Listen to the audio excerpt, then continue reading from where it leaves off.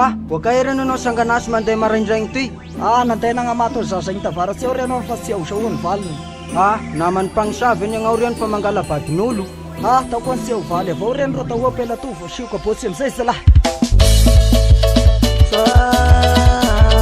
Domingo, yung kumranga ko sila sa natin kusko lang na malalag kong investo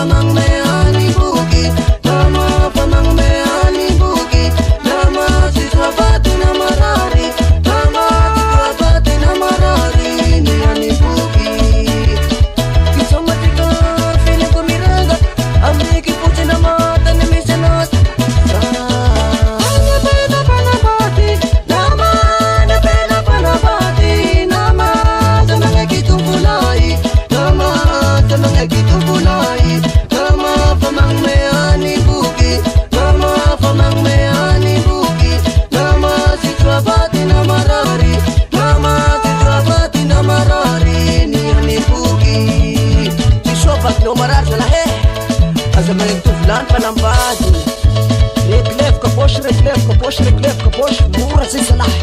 Siraw,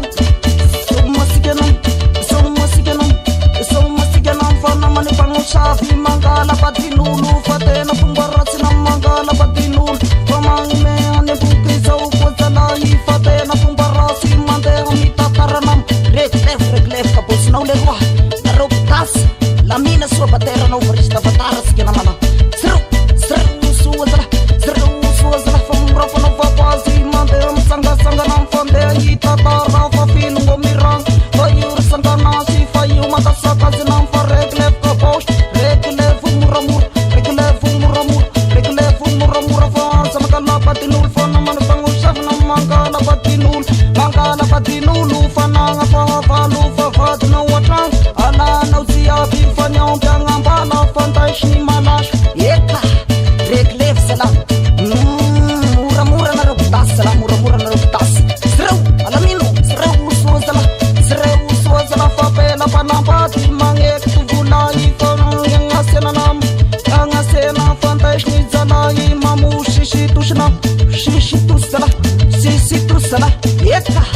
Anareu tas fosse lerua ana min suati chef tas o no tafita rek levo o no reshush angara ka fo kwang ana min zala